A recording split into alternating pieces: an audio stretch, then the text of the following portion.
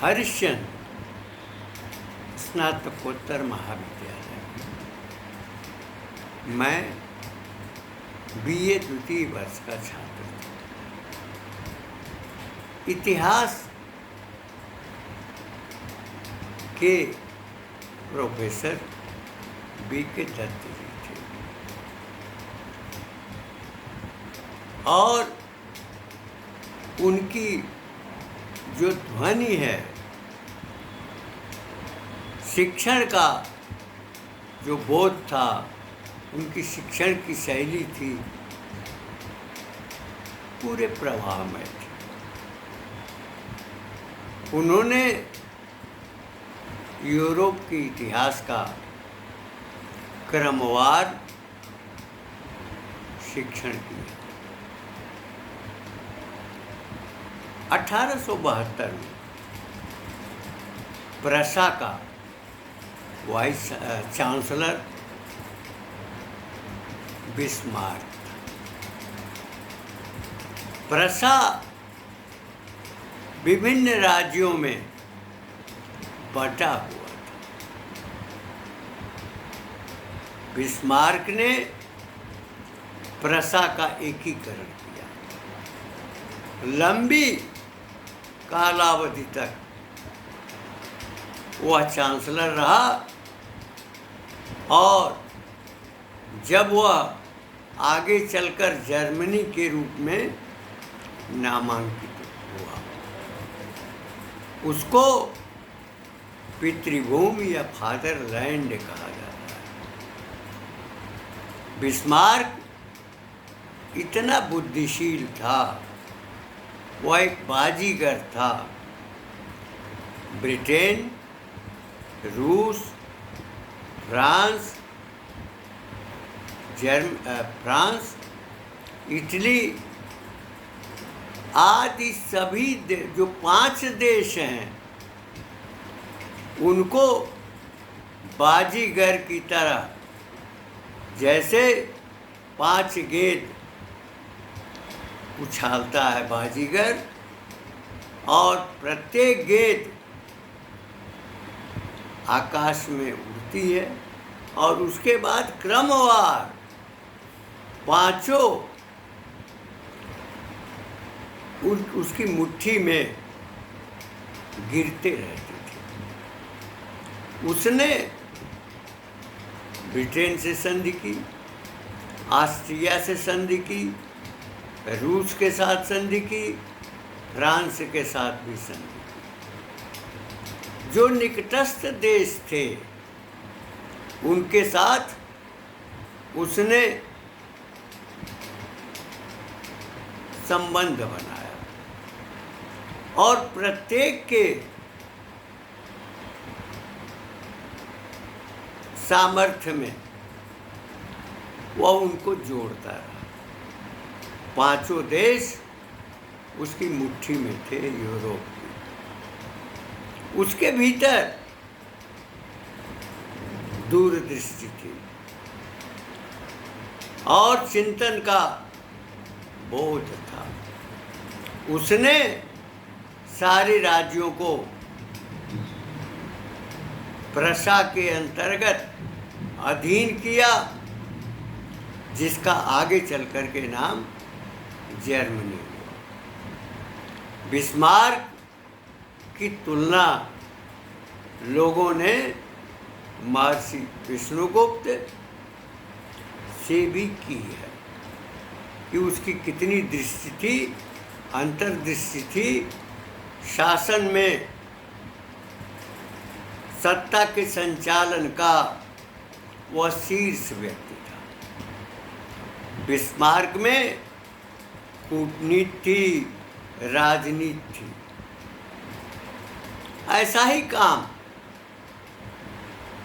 भारतवर्ष में सरदार वल्लभ भाई पटेल ने किया। असंख्य रियासतों को भारत में संविलियन कराया। प्रत्येक के भीतर आकांक्षा थी, किंतु भारतीय संदर्भ में भारतीय राष्ट्रीय चेतना कि तरंगों में सब जुड़ते चले गए। केवल 3 ही बच गए।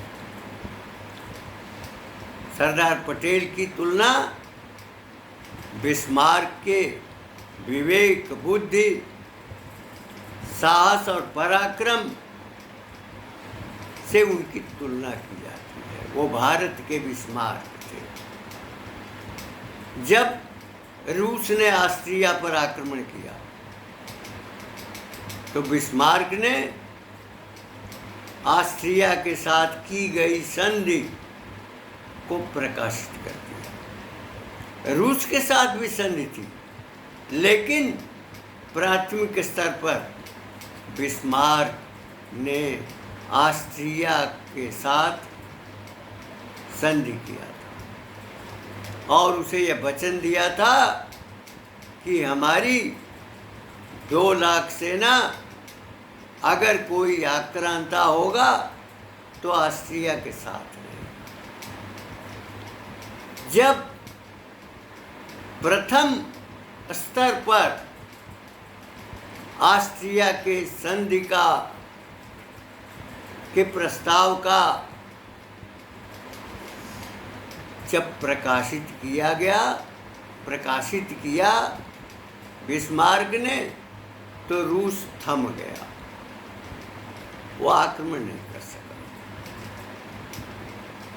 उनके लंबे कार्यकाल में प्रशा जर्मनी के रूप में विकसित हुआ। क्रमशः इतिहास अपनी गति लेता रहा, बढ़ता रहा। जिस समय हिटलर वहाँ का चांसलर बना, हिटलर के भीतर छल नहीं था। वह कूटनीतिक प्रयोग नहीं जानता था, केवल वीरता की बात थी और अपने राष्ट्र को, अपनी पितृभूमि या फादरलैंड के प्रति उसके मन में निष्ठा थी। ब्रिटेन जो यूको था वह व्यापारी देश था। उसके साम्राज्य में सूर्य के उदय और अस्त तक जो क्षेत्र था वह ब्रिटेन के अधीन था। ब्रिटेन के भीतर कूटनीति थी, छल भी था और व्यवसाय के विस्तार में हिटलर की कामना थी। उसने जहाज़ों का निर्माण कराया, उसने पनडुब्बियों का निर्माण कराया और वह भी ब्रिटेन की तरह अन्य भागों में जाकर अपने देश में, अपने राष्ट्र में निर्मित की गई जो वस्तुएं थीं उनका आयात करना चाहता था। जर्मन के विकास के लिए, जर्मन की परंपरा के लिए, जर्मन के आधार के लिए उसने छोटी छोटी पार्टियों को भी संगठित किया और चांसलर बना। उसके भीतर योद्धा का भाव था, युद्ध का भाव था। उसके भीतर छल कपट नहीं था। किंतु जब प्रथम द्वितीय महायुद्ध शुरू हुआ तो जर्मनी के साथ जापान आया, इटली भी आया और भारत से सुभाष चंद्र बोस भी आए। हिटलर के मन में, जापान के मन में भारत की भूमि को ब्रिटेन के द्वारा शासन द्वारा मुक्त कराने का भाव था। सुभाष चंद्र बोस हमारे राष्ट्र की आत्मा हैं, हमारी संस्कृति की धरोहर हैं और वह निष्ठावान श्रेष्ठ पुरुष है। सुभाष चंद्र बोस ने हिटलर से भी मुलाकात की। जापान के ऊपर हिरोशिमा और नागासाकी पर जो एटम बम का विस्फोट अमेरिका ने किया, वह एक बहाना मात्र था कि 54 यात्री जिस जहाज पर थे, हिटलर की पनडुब्बियों ने उसमें छेद कर दिया। सभी जल समाधि में लीन। जर्मनी अपने पौरुष, अपने तेज, अपनी राष्ट्रभक्ति, राष्ट्र चेतना में यूरोपीय जितने भी देश थे, उनमें सामर्थ्य, जर्मनी में सामर्थ्य पैदा करने का प्रयास किया, योजनाएं बनाई, योजनाओं का विस्तार हुआ। किंतु जो ब्रिटेन है, उसकी नीति छल और कपट अपने व्यापारिक विस्तार के लिए उसके भीतर गूढ़ भावना, वह युक्ति से, जैसे लॉर्ड क्लाइव ने, वॉरेन हेस्टिंग्स ने भारत के राजाओं का क्रमशः विलीनीकरण करते हुए अब पूरे भारत पर वो शासन करने। ऐसी स्थिति में ब्रिटेन ने एक मित्र देशों की रचना की और 54 लोगों के जल समाधि में अमेरिका खिन्न होकर हिरोशिमा और नागासाकी पर बम बरसा। हमने एडोल्फ हिटलर की अपनी स्वयं की रचित आत्मकथा का अध्ययन किया। किसी व्यक्ति को अगर प्रदूषित करना है तो उसको डाइन, उसको तानाशाह, उसको उच्छृंखल, उसके स्वरूप को विकृत करने का प्रयास करने वाले जब उन विस्तार देते हैं तो उनके प्रति घृणा की भावना होती है, चाहे कोई महिला डाइन के रूप में हो, वह भी तिरस्कृत होती है। एडोल्फ हिटलर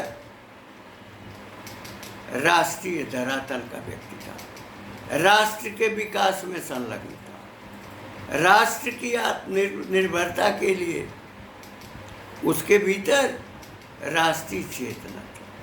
और जब चेतना तरंगे लेती हैं, ठीक उसी प्रकार जैसे समुद्र में लहरें चलती, लहरों के माध्यम से समुद्र भी तरंगों का अनुभव करता है, वैसे ही एक राष्ट्र निर्माता और राष्ट्रीय चेतना के संबंध में विचार, उसका क्रियान्वयन, उसकी दृष्टि जब राष्ट्र केंद्रित होती है तो उसी से राष्ट्र का स्वरूप होता है।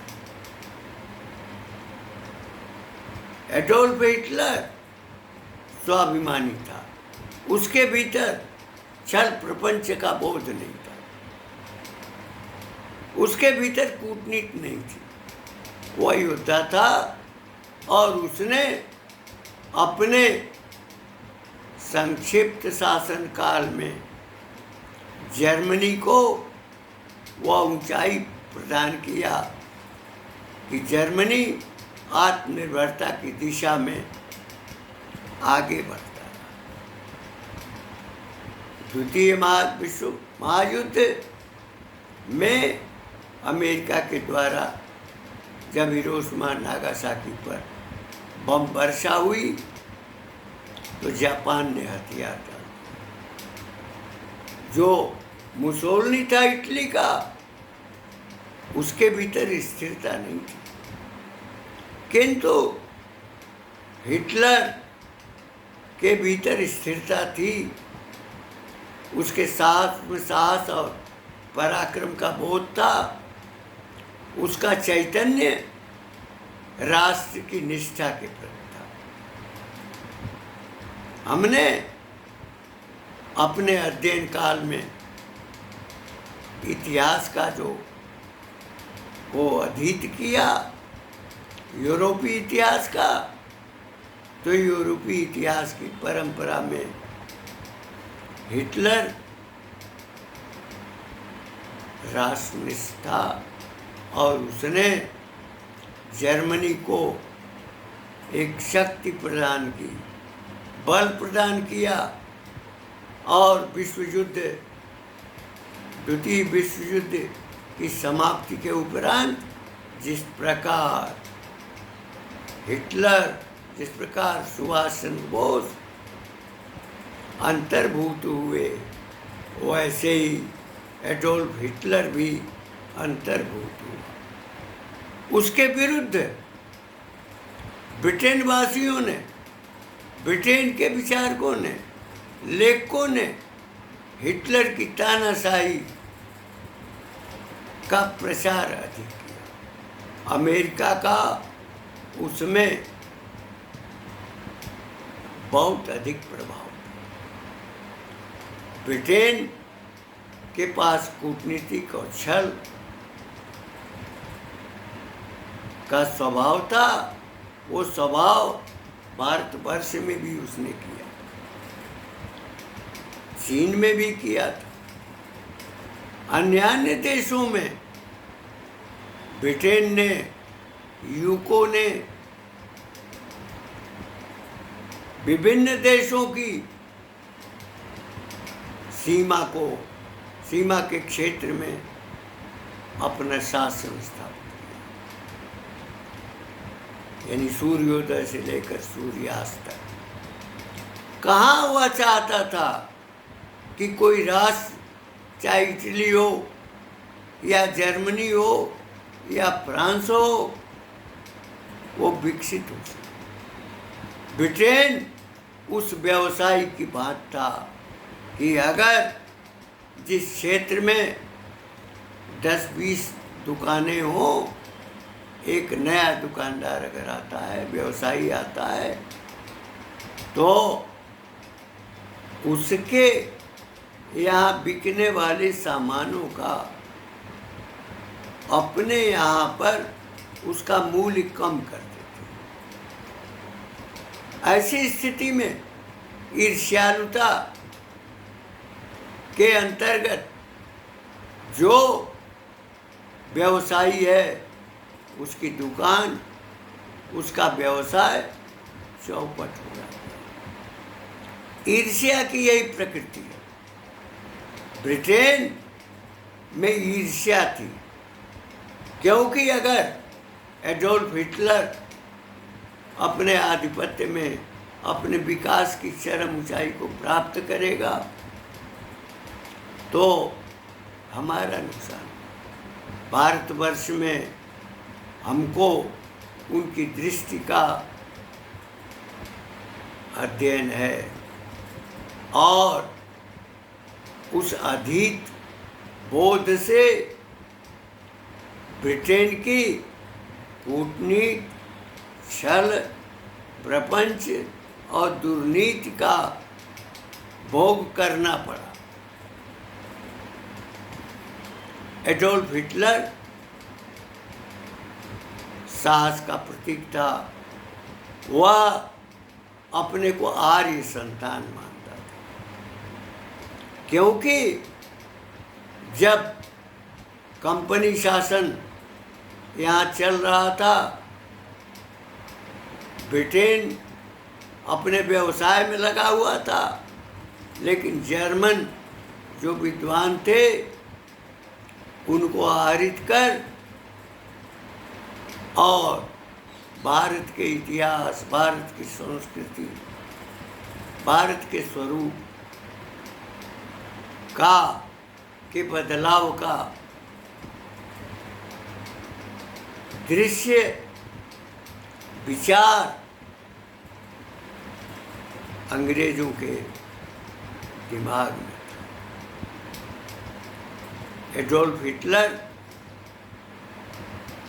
ने जो साहस का परिचय दिया, वह अभिमन्यु की तरह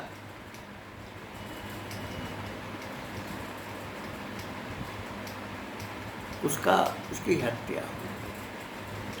जिस समय सभी महारथी विद्यमान थे, अभिमन्यु अकेला था, उसी प्रकार हिटलर, तोजो, सुभाष, मुसोलिनी का जो संगठन था, वो संगठन अमेरिका के द्वारा हिरोशिमा और नागासाकी पर बम वर्षा के उपरांत छिन्न भिन्न हुआ।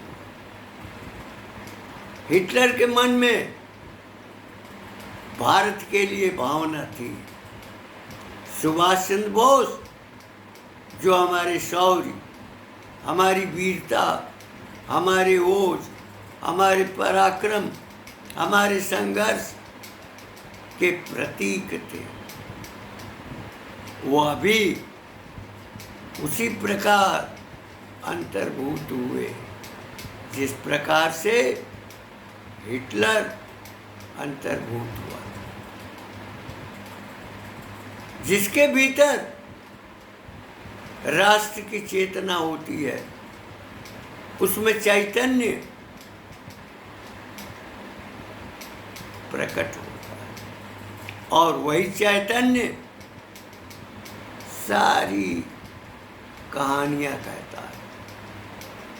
हिटलर के संबंध में इतना कुप्रचार किया गया कि वह तानाशाह का प्रतीक हो गया।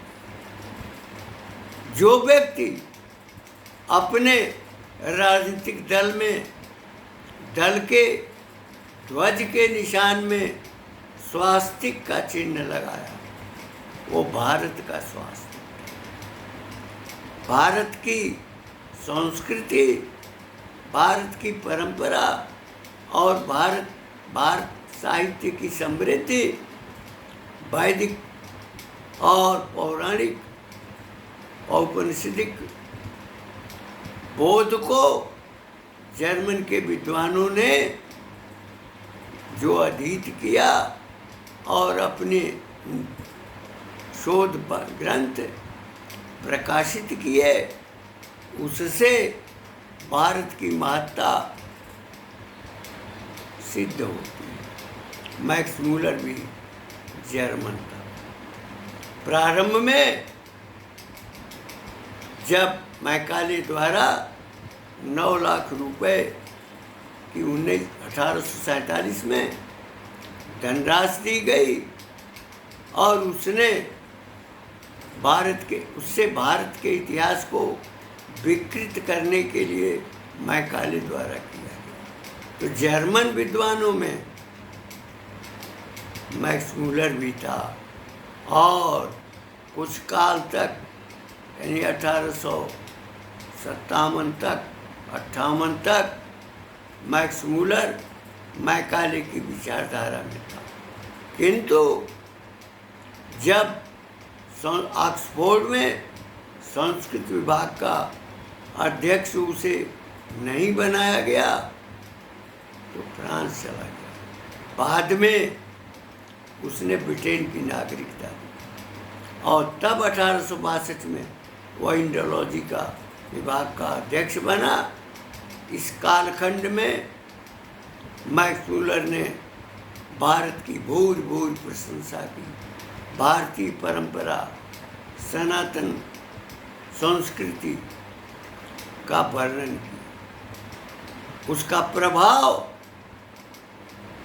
हिटलर के ऊपर भी था, क्योंकि जो जर्मन दार्शनिक थे, विचारक थे, लेखक थे, साहित्यकार थे, उनकी रचनाओं में राष्ट्र का स्वरूप ज्यादा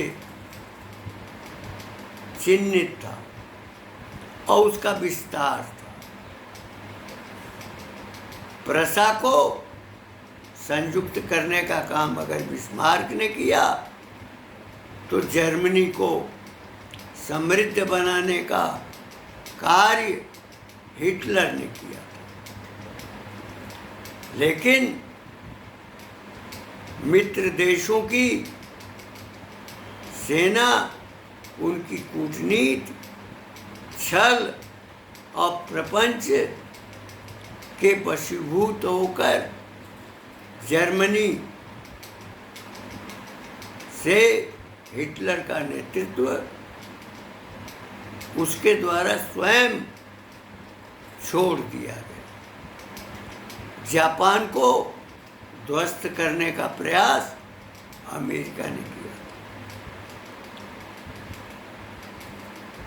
जो अपनी राष्ट्र की सुरक्षा के लिए, चेतना के लिए, उसके चैतन्य के स्वरूप के लिए, उसके चैतन्य के लिए प्रत्येक में यह भाव आता है। हिटलर को एक तानाशाह के रूप में, एक गुंडे के रूप में जो प्रसारित किया गया, आज भी समाज में किसी के प्रति 10-20 लोग कालुष्य को व्यक्त करते हैं, वह धीरे धीरे अगर प्रसरित होता है तो सबके मन में कालुष्य ही दिखाई पड़ता है। लंबे अरसे के बाद ब्रिटेन का जो एकाधिकार था जिन देशों पर, उसने वहाँ की शिक्षा व्यवस्था, वहाँ के प्रकाशन में हिटलर के स्वरूप को एक तानाशाह, एक गुंडा और एक अपराधी के रूप में चित्रित किया। जैसे हमारा देश 1950 के पूर्व जो संस्कार थे, जो शिक्षा थी, वह कथित आज़ाद भारत में उसके सारे संस्कार नष्ट कर दिए। एक पोस्ट हमने शेयर किया है कि इंजीनियर और डॉक्टर बनाने की फेर में मत पड़ो, पहले संस्कार दो। भारत संस्कारों का देश रहा है। भारत में ने लोगों को संस्कृत किया है, संस्कारित किया है। इसी नाते हमारी लाखों वर्षों की परंपरा विपन्नता के बावजूद भी हमारे जनमानस में सुरक्षित रहे। भले ही उसके कुछ अंश विलुप्त हुए, किंतु सुप्रीम कोर्ट के एडवोकेट अश्विनी उपाध्याय का के उद्बोधन का एक भाग प्रस्तुत करते हुए मैं यह बताना चाहता हूँ कि जो वायुयान यहाँ से निकलते हैं, उसमें वायुयान में VT लिखा होता है, यानी विक्टोरियन टेरिटोरी।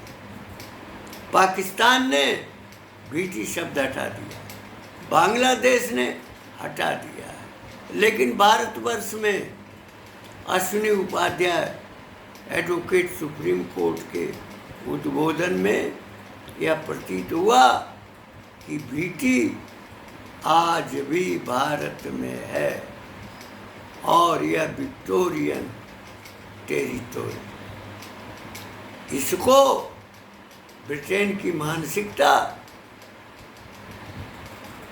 को कायम रखने वाले और उनकी धारा में बहने वाले जो दायित्व का निर्वहन करते रहे हैं, उन्हीं के द्वारा ये गुलामी की मानसिकता आज भी हमारे मन, हमारे समाज में है, हमारी संस्थाओं में है, हमारे साहित्य पर भी वो प्रभावी है, सब जगह दिखाई पड़ता है। जो शिक्षा है, शिक्षा में भी उसका व्यापक प्रभाव। एडोल्फ हिटलर एक वीर पुरुष था, बिस्मार्क के भीतर एकत्रीकरण संगठन का भाव था और उसने प्रसा जैसे विभिन्न छोटे राज्यों को संगठित कर उसने जर्मनी बनाया। जैसे भारतवर्ष में सरदार वल्लभ भाई पटेल ने 565 रियासतों को अपने भारत में भारतीय सत्ता के अंतर्गत उनको लाने का प्रयास किया। इसीलिए सरदार पटेल को भारत का बिस्मार्क कहा जाता है। Adolf Hitler